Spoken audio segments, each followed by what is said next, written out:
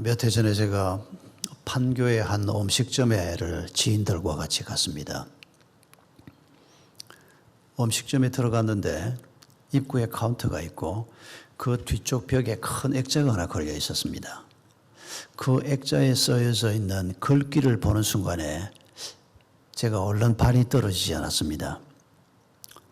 저희 지인들은 먼저 안으로 들어가고 왜 빨리 안 들어오고 뭐하냐 그러는데 제가 한참을 거기에 머물러 서서 그 글귀를 보았는데 그게 뭐라고 써져 있는 거 아니까 고객은 항상 옳다 이렇게 써져 있는 겁니다. 거짓말입니다. 고객은 항상 옳지는 않습니다. 점잖은 고객도 있고 옳은 고객도 있지만 진상도 많고, 제가 그 글귀를 보면서 고객은 항상 옳다가 아니고 하나님은 항상 옳다 그렇게 써놓아야 되는데 이 가게 주인의 마음은 알 것 같아요. 손님들한테 약간 아부를 하는 겁니다. 그리고 손님들을 잘 섬기겠다 그런 마음을 그런 글귀로 표현한 거 이해는 되지만은 세상에 항상 옳고 언제나 옳고 매사에 옳은 존재는 없습니다. 오직 하나님 한 분만 항상 옳고 언제나 옳고 매사에 옳은 유일한 분이 하나님 한 분만 있을 뿐입니다. 여러분, 오늘 예배의 자리에 이렇게 우리가 나와서 앉아 있는데 여러분, 이 순간 여러분의 마음속에 있는 하나님은 어떤 분입니까? 한번 스스로 자문해 보십시오. 지난날 하나님은 언제나 옳으신 분이었습니까? 그래서 앞으로도 하나님께서는 내 삶에서 언제나 옳은 일을 행하실 분이심을 믿으실 수 있겠습니까? 여러분, 우리에게 그런 믿음이 없다면 오늘 설교는 해보나 마나 한 겁니다. 왜냐하면 하나님께서 우리에게 쉼을 얘기하시는데 여러분, 이 쉼은 아무나 얻을 수 있는 게 아닙니다.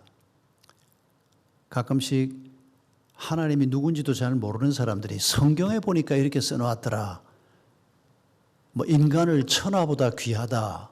그 얼마나 멋진 말이고 어떤 책에 인간을 이렇게 높게 평가한 책이 있느냐. 이런 글을 성경을 인용하면서 어떤 문인이 써놓은 걸 봤습니다. 확인해 보니까 그분이 그리스도인이 아니었습니다. 전혀 그리스도인이 아니었습니다. 죄송하지만 그분한테는 해당 안 되는 말입니다. 여러분, 인간이 천하보다 귀하다라고 말씀하신 분이 하나님이십니다. 여러분, 제 아이가 셋인데 내 아이가 천하보다 귀하다 그렇게 말할 때 그 말 뜻이 무엇인지 여러분 다 아실 겁니다. 천하를 준다고 해도 내 아이하고 안 바꿉니다, 제가. 그런 뜻 아닙니까? 여러분, 하나님께서 우리를 보고 얘가 내 자식인데 얘가 내 백성인데 얘들이 천하보다 내게는 귀한 자식들이다. 아무나 보고 하는 얘기가 아니라 그 말입니다. 하나님을 아버지라고 고백을 하고 하나님은 언제나 옳으신 분인 걸 알고 하나님이 나를 위해서 예수 그리스도 그의 아들까지도 허락하실 정도로 나를 사랑하시는 분인 것을 아는 사람에게 하나님께서는 엄청난 축복을 약속하고 있는 것을 우리가 기억해야 합니다. 여러분, 우리가 먼저 하나님이 주시는 쉼이 뭔가를 생각하기 전에 하나님에 대한 우리의 고백을 정돈할 필요가 있습니다. 지난날 내가 알던 하나님이 어떤 하나님이었는지 모르겠습니다. 그러나 성경은 누누이 하나님이 어떤 분인지를 설명하면서 내가 이스라엘 백성들을 어떻게 애굽에서 이끌어냈는지 아느냐? 내가 그 백성들을 40년 동안 어떻게 그 광야길을 걷게 했는지 아느냐? 그 백성들이 7년 동안 가나안 땅에 들어가서 전쟁을 할 때 내가 그들을 어떻게 승리하게 했는지 아느냐? 그 백성들이 가나안 땅에 살고 있을 때 그들의 연약함과 그들의 완악함에도 불구하고 내가 그들을 어떻게 가르치고 내가 그들을 어떻게 인도했는지 너희가 아느냐? 여러분, 그 얘기를 왜 성경이 그렇게 반복해서 합니까? 하나님의 신실하심을 우리에게 설명하려고 하는 겁니다. 하나님이 옳으신 분임을 우리에게 설명하려고 하는 겁니다. 그 말 안 듣는 완악한 자들임에도 불구하고 하나님이 자기 자식처럼 자기 눈동자처럼 그 백성을 사랑한다는 것을 하나님이 설명하시는 것입니다. 여러분, 오늘 우리가 이런 마음을 먼저 품을 수 있기를 바랍니다. 여러분, 우리가 방금 읽은 이 단락 첫머리에 보면 예수님께서 이렇게 말씀하십니다. 천지의 주제이신 아버지여, 이것이 이것을 지혜롭고 설기 있는 자들에게는 숨기시고 어린 아이들에게는 나타내심을 감사하나이다. 이것이 무엇일까요? 마태복음에서 말씀하는 이것 전체일 수도 있고 또 이 문단에서 예수님이 설명하려고 하는 진리일 수도 있습니다. 좀 좁혀서 우리가 생각해 보면 지금 쉼에 관한 얘기를 예수님이 하려고 하는데 이 하나님이 우리에게 주시는 이 쉼을 세상에 지혜 있는 사람들, 세상에 똑똑하다고 하는 사람들은 이걸 모른다는 겁니다. 세상에서는 굉장한 지혜자라고 얘기하지만은 하나님을 알지 못하는 사람들이 생각하는 쉼과 평안과 기쁨은 세상에 있는 것, 자기들이 눈으로 볼 수 있는 것뿐입니다. 근데 하나님께서 우리에게 주시려고 하는 것은 세상에 있는 것이 아닙니다. 하나님만 우리에게 주실 수 있는 겁니다. 여러분, 이걸 우리가 어린 아이처럼 하나님을 신뢰할 때 받을 수 있다는 겁니다. 어린 아이가 특히 좀 어릴 때, 좀 자라고 나면 그런 태도는 없어집니다만은, 여러분 어릴 때 아이들이 부모에 대해서 갖는 그 의지하는 마음을 떠올려 보십시오. 엄마 아빠가 옆에 없으면 걔들은 생존이 불가능합니다. 엄마 아빠가 먹이고 입히고 돌봐주지 않으면 가장 불완전한 상태에 있는 게 어린 아이들일 것입니다. 그 어린 아이들이 부모에게 의지하는 이런 모습처럼 우리가 하나님을 신뢰하고 하나님이 참 좋으신 분인 것을 인정하고 하나님이 내게 안식에 관해서도 이 세상 누구도 줄 수 없는 참 평안을 줄 수 있는 분이신 것을 우리가 마음속으로 받아들이면서 오늘 본론에 들어가기를 원합니다. 이런 마음이 없으면, 하나님에 대한 신뢰가 없으면 하나님이 주시겠다고 아무리 열심히 설명한들 그게 우리에게 무슨 의미가 있겠느냐 그 말입니다. 하나님께서 우리에게 주시마 하신 첫 번째 약속은 28절에 기록되어 있습니다. 수고하고 무거운 짐진 자들아 다 내게로 오라. 내가 너희를 쉬게 하리라. 여러분, 이 땅에 살고 있는 모든 사람들은 다 무거운 짐을 짊어지고 있습니다. 단 한 사람도 예외가 아닙니다. 어린 아이에게는 어린 아이의 짐이 있고, 청년에게는 청년의 짐이 있고, 중년에게는 중년의 짐이 있고, 노년에게는 노년의 짐이 있습니다. 오늘 이 시간도 여러분 마음속에 짐이 있지 않습니까? 지금 여러분의 짐은 뭡니까? 사업에 대한 염려가 짐입니까? 자녀들에 대한 염려입니까? 손주들에 대한 염려입니까? 결혼에 대한 염려입니까? 경제적인 문제입니까? 건강의 문제입니까? 저도 이전에 없던 짐을 하나 짊어지고 있습니다. 3년 전까지는 제가 건강하게 감기 한번 앓지 않을 정도로 건강하게 살았습니다. 근데 3년 전에 암 수술을 했습니다. 다행히 전이가 되지 않고 잘 회복이 되고 한 1년 지난 후부터 건강 문제 없이 지금 잘 지내고 있습니다만 그 덕분에 아주 조기 은퇴를 했습니다. 그러나 이 암을 한번 앓았던 적이 있는 사람들은 암 재발이 항상 겁납니다. 저보다 제 아내가 더 겁을 냅니다. 그러니까 이걸 먹으라 말아라 그냥 아주 의사보다 더 심하게 저한테 얘기를 합니다. 저도 사실 두렵지 않은 게 아닙니다. 한 2주 전에도 제가 성모병원에 가서 하루 종일 있으면서 온갖 검사를 다 받고 그리고 바로 지난 화요일 날 검사 받고 일주일 후에 의사를 만나서 모든 검사 결과 깨끗합니다라고 하는 소리를 듣긴 했습니다만은 그걸 내년에도 해야 되고 후내년에도 해야 됩니다. 이제 5년이 지나고 나면 일단 암 환자 딱지는 뗄 겁니다.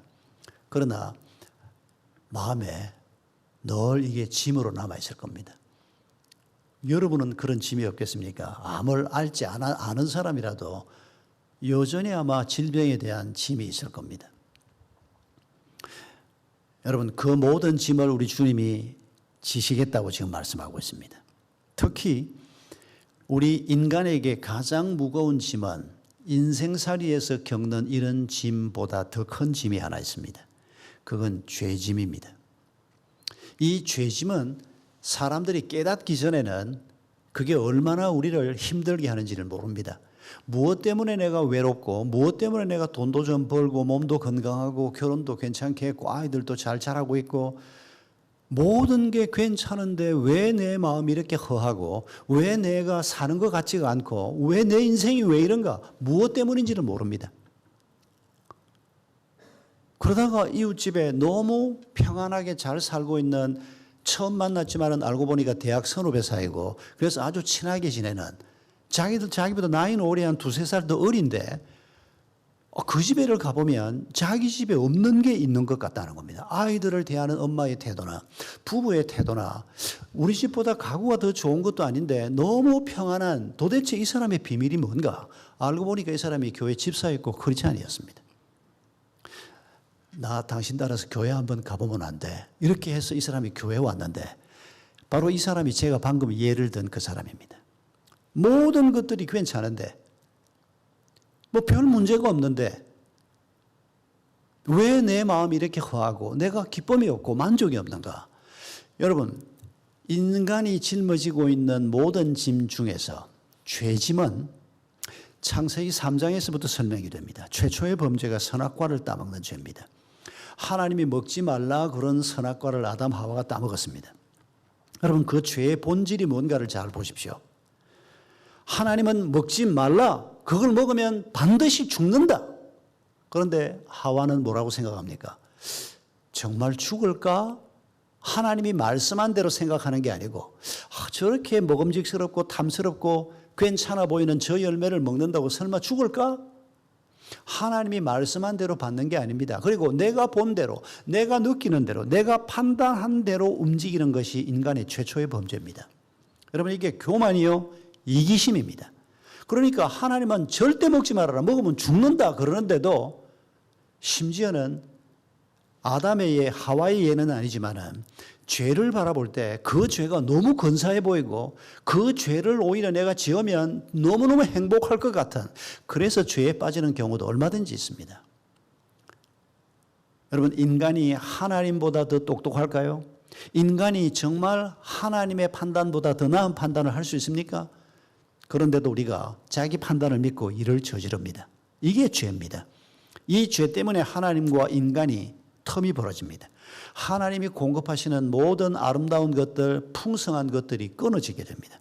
그러면서 인간은 자기가 가지고 있는 제한된 지식, 자기가 가지고 있는 제한된 자원을 가지고 살아내야 하는 이런 어려움에 빠지게 되고, 그러면서 두려워하게 되고 불안하게 되고 초조하게 되고, 이런 상태, 영적인 상태에 빠지니까 아무리 많이 쌓아놓아도 그게 하루아침에 날아간다는 걸 아니까 그게 안정을 주지 못합니다. 여러분, 하나님께서 예수 그리스도의 입을 통해서 너희들이 짊어지고 있는 그 수고로운 모든 짐을 내가 짊어지겠다. 이 출발은 죄짐을 짊어지신 예수 그리스도를 바르게 아는 것에서 시작됩니다. 여러분, 예수님이 우리의 죄짐을 어떻게 져주십니까? 여러분, 예수님이 십자가 위에서 7마디 말씀을 하신 것 중에서 다 이루었다라고 하는 말씀을 기억하실 겁니다. 여러분, 그게 테텔레스타이라고 하는 말입니다. 그걸 다 이루었다로 번역을 했는데 그 말은 직역하면 값을 다 치루었다라고 하는 뜻입니다. 여러분, 예수님이 십자가 위에서 내가 값을 다 치루었다, 이게 무슨 의미로 하신 얘기일 것 같습니까?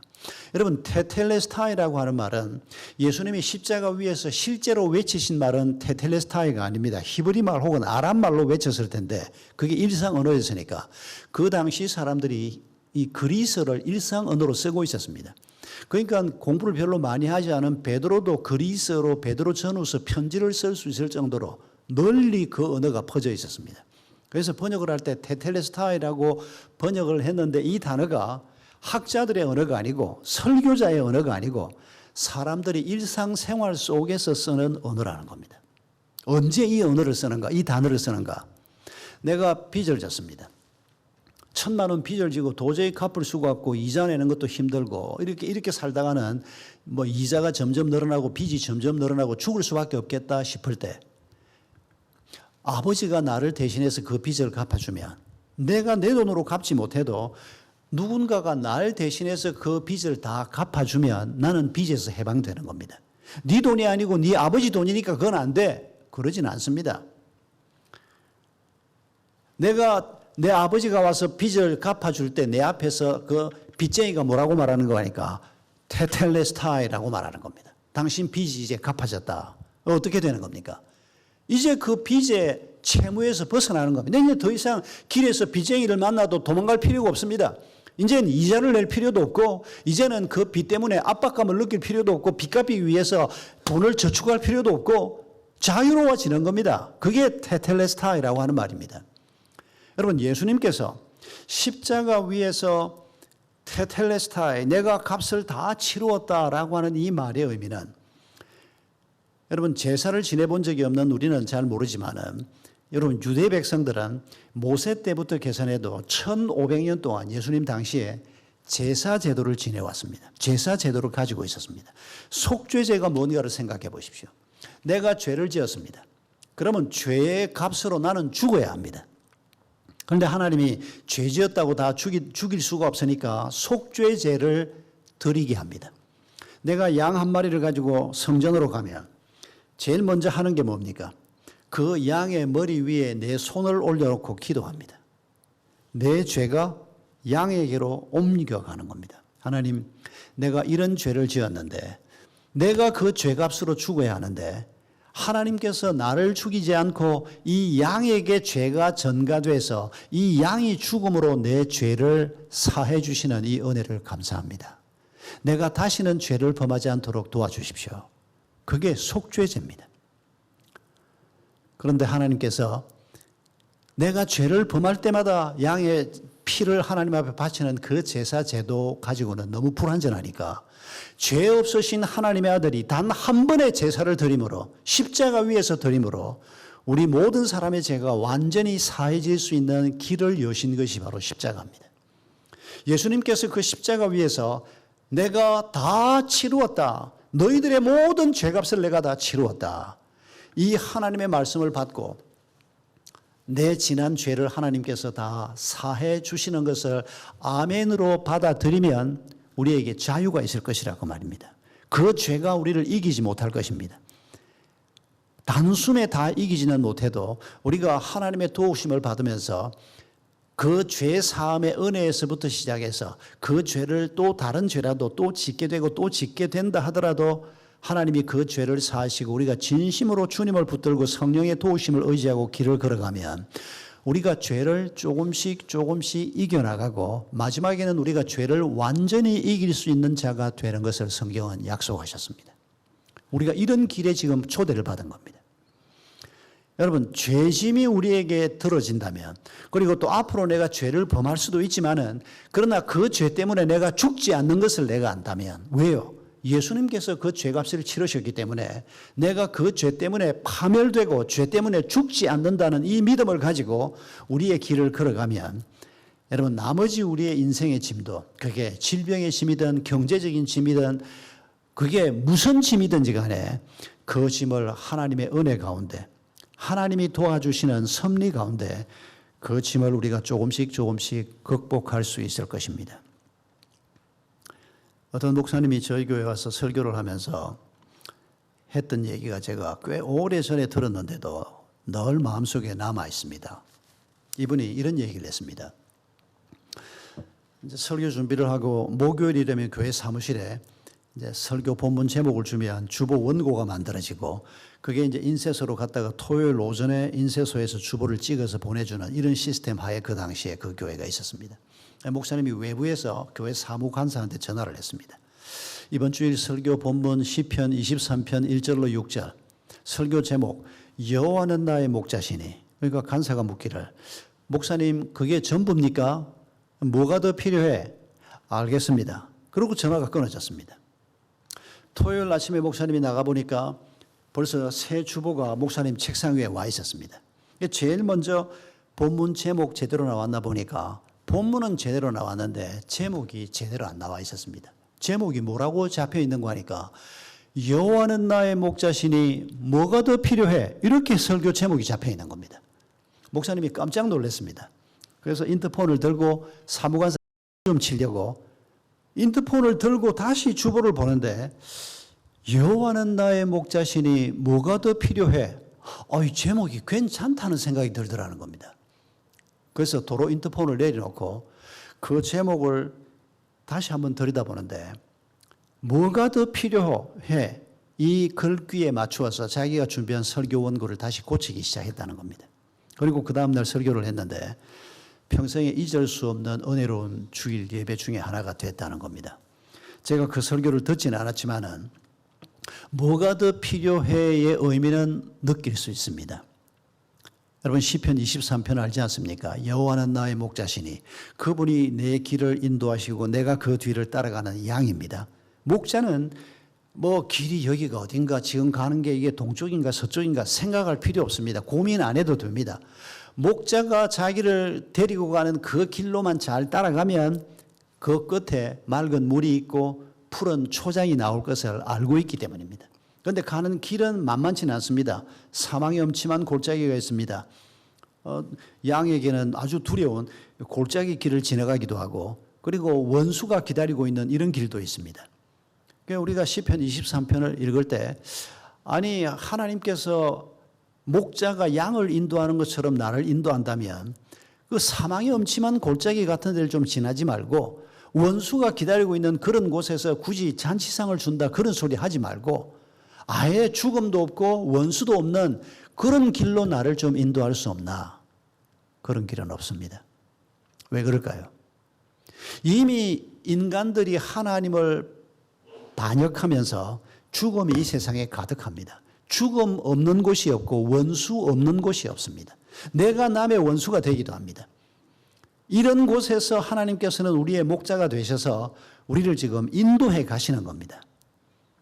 여러분, 우리가 이런 하나님의 인도를 받는다고 생각하면 하나님이 나를 인도한다면 뭐가 더 필요합니까? 하나님이 하자는 대로 내가 길만 가면 되는데 하나님이 가자는 대로 동쪽으로 서쪽으로 이 길로 저 길로 가면 되는데 근데 문제가 뭡니까?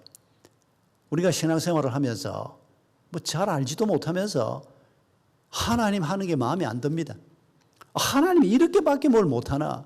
내가 기도를 해도 하나님은 응답이 없고 내가 기도를 해도 하나님은 그건 안 들어주고 내가 기도하는 대로만 하나님이 해주면 뭐가 잘 될 것 같습니까?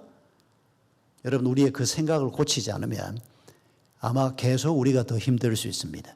내가 하나님보다 더 똑똑하다고 생각하니까 그런 생각을 하는 거 아닙니까? 왜 하나님이 내가 하자는 대로 안 해? 당신이 하자는 대로 하면 아니 이 방에 지금 숫자가 많지 않지만 요만큼 20명 정도 되는 우리가 만약에 한 30분 동안 하나님 이렇게 해주세요 저렇게 해주세요 우리가 쏟아내는 기도 제목을 하나님께서 다 들어주시면 대한민국이 한 일주일 안에 망할지도 모릅니다. 우리의 기도가 그렇게 옳은 기도가 아닐 때가 많기 때문입니다. 우리의 기도가 그렇게 완벽하지 못하기 때문입니다.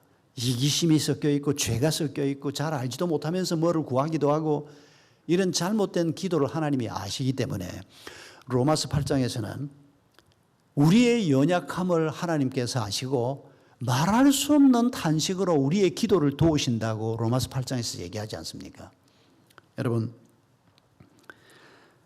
하나님께서 우리의 길을 인도하시고 내가 그 하나님의 뒤를 따라서 하나님이 인도하는 길을 내가 걸어가고 있다면 일단 염려를 내려놓읍시다. 뭐가 더 필요합니까?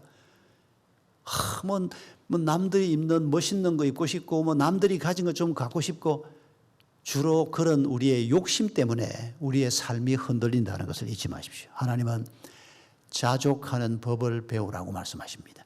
하나님이 내게 이미 공급하신 것 가지고 내가 스스로 만족하고 감사하는 법을 배우는 이런 가르침과 함께 우리의 길을 걸어가면 하나님이 나를 인도하신다면 그리고 예수님이 내 죄짐을 지시기 위해서 십자가의 길을 걸어가셨다는 것을 내가 안다면 오늘 우리 삶에서 실제적으로 벌어지고 있는 이런 모든 문제들을 벗어날 수 있도록 하나님이 도우실 겁니다.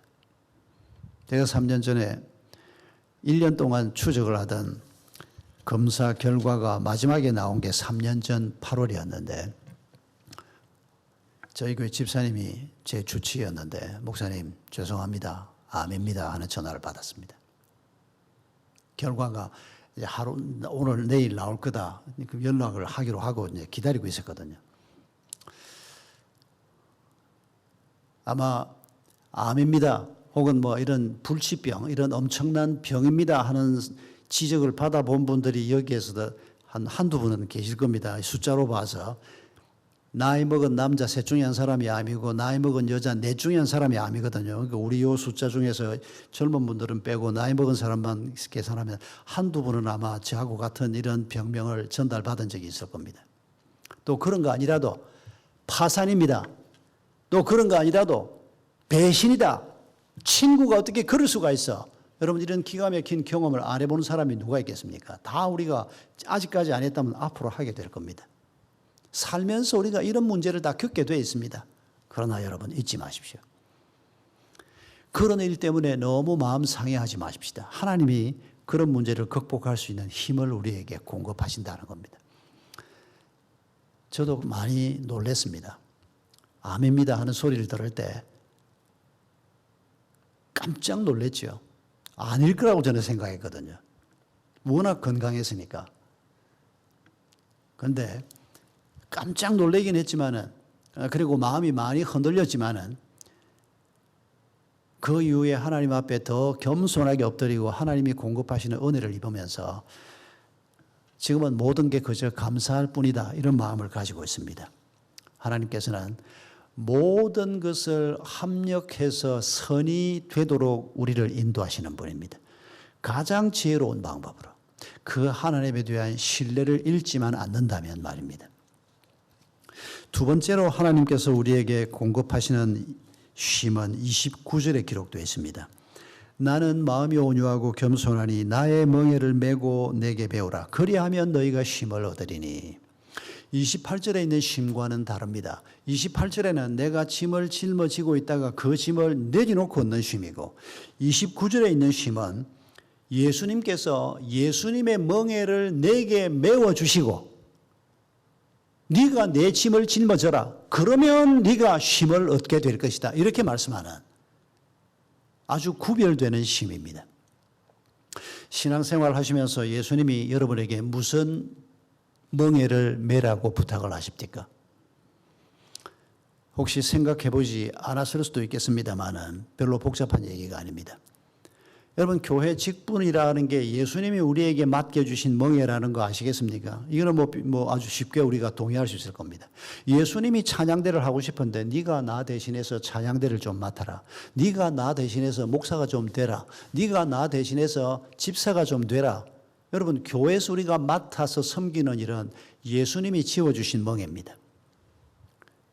그런데 이게 교회로만 끝나지 않습니다. 여러분의 부부 생활이 예수님이 지어준 멍에라는 거 생각해 보셨습니까? 왜 예수님이 지어준 멍에입니까? 남편과 아내를 짝지으면서 하나님께서 창세기 2장 18절에서 뭐라고 얘기합니까? 너희가 서로 돕는 배필이 되라. 내가 이 사람을 돕는 자가 되도록 하나님이 결혼에 부르신 것입니다. 아직 결혼 안 하신 분들도 이걸 절대 잊으면 안 됩니다.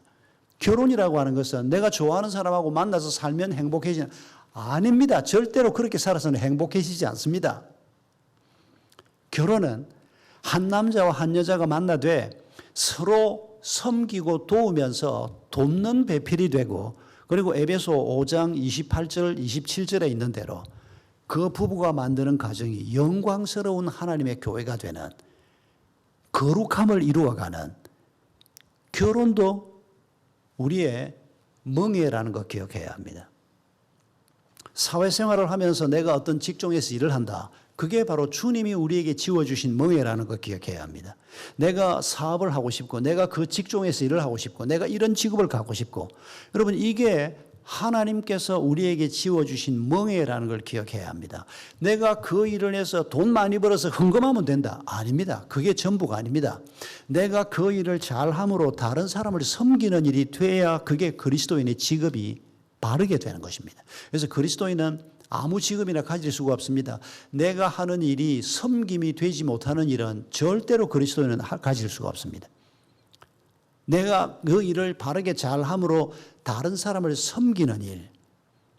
그래서 주님께서 우리에게 이런저런 마음을 주셔서 우리가 사회생활을 하게 되는 겁니다. 주부로 사는 것도 돈벌이는 아니지만 은퇴하고 난 다음에 한 주간을 사는 것도 여러분 이게 전부 우리가 돈을 벌지 못한다고 해서 그게 하나님의 부르심이 없는 게 아닙니다. 그 자리에서 우리가 하나님의 사람으로 살아가는 겁니다. 우리가 이런 바른 생각을 가지고 지금 내가 살고 있는 이 삶이 그저 어쩔 수 없이 사는 거고 뭐 하나님하고는 뭐 별 상관없이 그냥 뭐 지금 이렇게 살고 있는 이런 삶이 아니고 하나님이 내게 허락하신 삶이다. 하나님이 이 한 주간을 또 나와 함께 하시는 하나님의 도우심을 입으면서 내가 이 길을 걸어간다. 이런 바른 생각을 가지고 살 때 여러분 그게 바로 우리가 하나님이 우리에게 지어주신 멍에를 치는 것입니다. 이런 마음을 가지고 살 때 하나님께서 예수님께서 지금 뭐라고 말합니까? 너희가 나의 멍에를 메라 그리하면 너희가 쉼을 얻으리니. 이런 깨달음 없이 그냥 그리스도인들 중에서도 잘못된 생각을 가진 분들이 많지 않습니까? 내가 이 교회에서 제일 11조 많이 하는 사람이 되게 해주소서. 그런 기도하지 마세요. 그 기도보다 하나님이 뭘 원하시겠습니까? 내가 이 교회에서 가장 예수님 닮은 사람이 되게 해주세요. 그 기도는 괜찮습니다. 그런데 탐욕, 돈을 많이 벌게 해주세요. 정말 내가 돈을 하나님 배고픈 사람들을 먹이는 일을 위해서 내가 돈을 좀 벌어야 되겠습니다. 하나님 도와주세요. 이런 기도라면 하세요. 그런데 이기적인 자기 욕심을 포장을 해서 믿음인 것처럼 기도하는 이런 기도는 아주 조심해야 돼. 하나님이 기뻐하지 않는 기도라는 겁니다. 여러분 주님이 내게 지워주시는 짐이 뭔가? 내가 정말 저 배고픈 사람을 먹이는 저 일을 주님이 내게 지금 맡기시는 건가? 그럼 우리가 기도하면서 성령의 도우심을 구하면서 우리 마음을 들여다보면 여러분 주님은 우리에게 명확하게 말씀하시는 분입니다. 이런 길을 우리가 걸어갈 때 하나님께서 우리에게 두 번째 쉼을 주신다는 겁니다. 첫 번째 쉼을 통과한 사람이라야 이 두 번째 쉼으로 갑니다. 여러분 내 무거운 짐을 주님에게 내려놓고 내가 첫 번째 쉼을 얻고 그리고 이제 주님이 지워주신 멍에를 내가 짊어지고 두 번째 쉼을 얻는다. 여러분 이런 하나님이 주시겠다는 쉼을 얻는 것이 쉬운 일 같습니까? 어려운 일 같습니까? 지금까지 신앙생활을 해보시면서 그 쉼을 좀 누리고 계십니까? 잘 누리지 못한다면 왜 그걸 그렇게 잘 누리지 못합니까? 여러분 오늘 본문 30절을 보십시오. 30절에 이런 말이 있습니다. 내 멍에는 쉽고 내 짐은 가볍다. 주님이 우리에게 지워주시는 짐 말입니다. 뭐 교회에서 섬기는 것, 뭐 사회생활을 해서 그냥 돈만 벌어서 11조만 뭐 내가 감사한 것 열심히 하면 되지. 뭘 그걸 바르게 해야 되고 세금 내면서 해야 되고 이렇게 사는 게 우리 주님이 쉽다, 가볍다라고 말씀하시는 것을 기억해야 합니다. 여러분 우리가 왕왕 신앙생활을 하면서 하나님이 주시는 이 말씀이 너무 어렵다 이렇게 느끼고 특히 오늘 본문 같은 말씀도 하나님이 쉼을 이렇게 주시고 또 쉼을 주시고 그런데 내가 그 쉼을 잘 누리지 못하는 것은 이게 그렇게 간단한 일이 아니기 때문 아니냐 이렇게 생각하기 쉽지만은 아닙니다. 예수님은 쉽다고 얘기합니다. 그러면 예수님은 쉽다고 말하는데 나는 왜 어려울까요?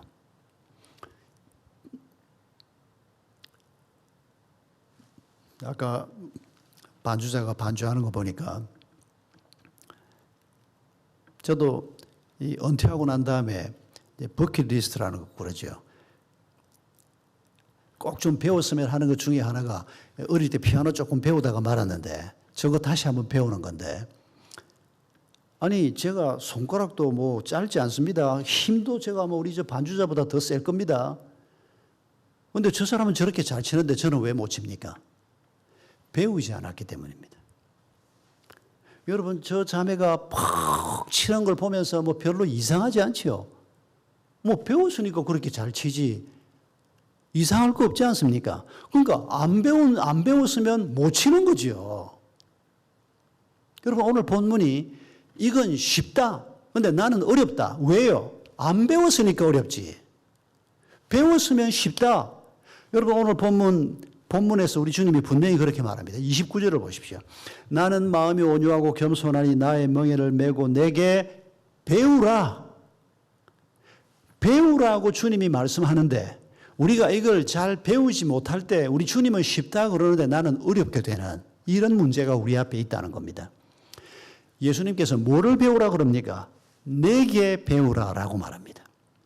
예수님에게 뭘 배워야 합니까? 예수님의 목공 실력을 배워야 합니까? 아닙니다. 나는 마음이 온유하고 겸손하니 예수님의 마음을 배우라고, 예수님의 성품을 배우라고 얘기합니다. 우리가 조금만 더 온순하고 온유하고 겸손한 마음을 가지고 있다면 여러분, 하나님께서 우리에게 말씀하시는 이 모든 일이 우리에게 너무도 쉬운 일이 될 것입니다. 우리가 온유하지 못해서, 겸손하지 못해서 항상 문제가 어그러지는 것을 우리가 알 수가 있습니다. 부부간의 문제도 주로 그런 데서 어그러지고 부모 자식 관계가 깨지는 것도 주로 그런 데서 어그러집니다. 여러분, 하나님께서 우리에게 이런 말씀으로 우리에게 쉼을 주시겠다고 약속하시면서 예수 그리스도를 잘 배워라, 이 말씀을 꼭 기억하십시다. 예수 그리스도를 어떻게 배워야 합니까?